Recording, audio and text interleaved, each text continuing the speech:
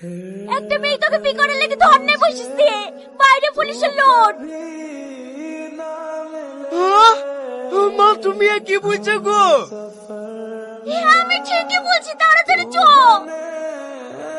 ও গো মেয়েটা, তুমি যে ধর্নায় বসেছো, কে তুমি আর তোমার বাড়ি কোথায়? কেন তুমি আমাকে চিনতে পারছো না জান? আমাদের এতদিনে ভালোবাসা তুমি সব ভুলে গেলা। এইসব জানটান গুলো না তো, তোমাকে চিনিনি, তুই বাড়ি থেকে বেরাও। এই ভালোভাবে বলছি, হাতটা ছেড়ে দে।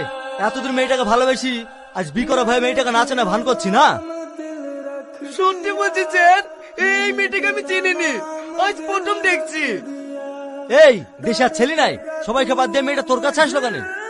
কাকে বুঝাচ্ছেন স্যার? এসব বাপ মায়ের আদরে বাদর তৈরি হয়েছে, ঘাট ধরে পিটা দিতেন, শিক্ষা পেয়ে যাবে।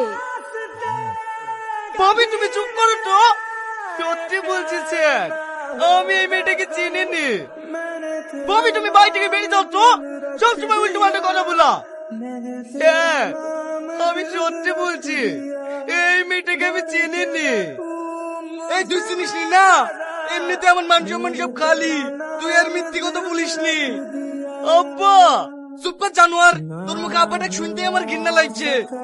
ওগো তোমরা কেউ তো আমার কথা বিশ্বাস করো, আমি সত্যি মেয়েটাকে চিনিনি। তোর এই নাটক কেউ বিশ্বাস করবে না।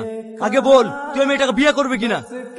আচ্ছা স্যার, বাড়িতে যে কোনো মেয়ে এসে যদি ধর্নায় বসে, তাহলে তাকে কি আমাকে বিয়ে করতে হবে? ওর কাছে কি প্রমাণ আছে যে আমি ওকে ভালোবাসতাম? সেটাও তো বলার কথা।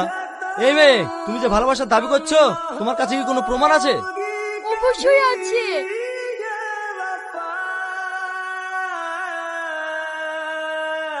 এই দেখেন স্যার।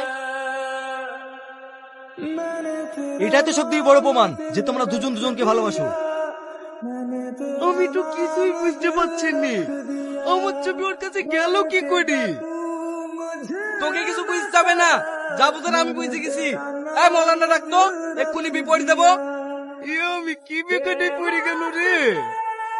ওঠো, বেলা হয়ে গেছে, চাটা খেলাম।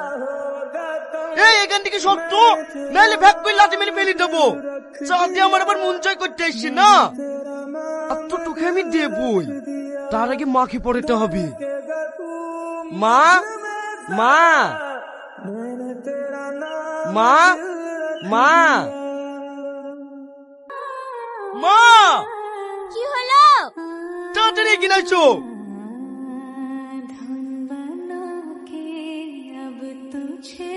মা, তুমি ওই জন্য মাঝে তেল দিলি তো?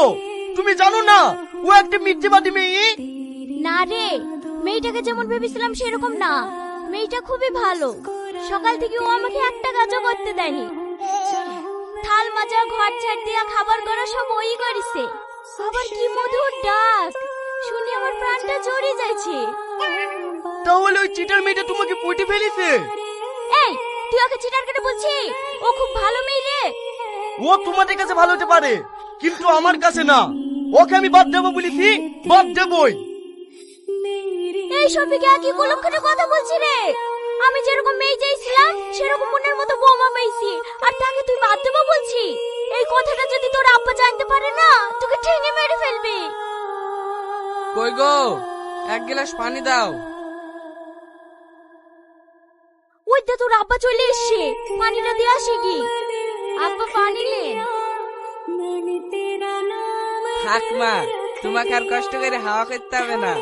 এ দেখো মা, আমাদের কাছ থেকে তোমার জন্য দুটো আম পেড়ে এসছি। আর এই ডাঁটাগুলা লাও, তুমি রান্না করবা হবে? তোমার হাতে রান্না খেতে খুব ভালো লাগে। ঠিক আছে আব্বা।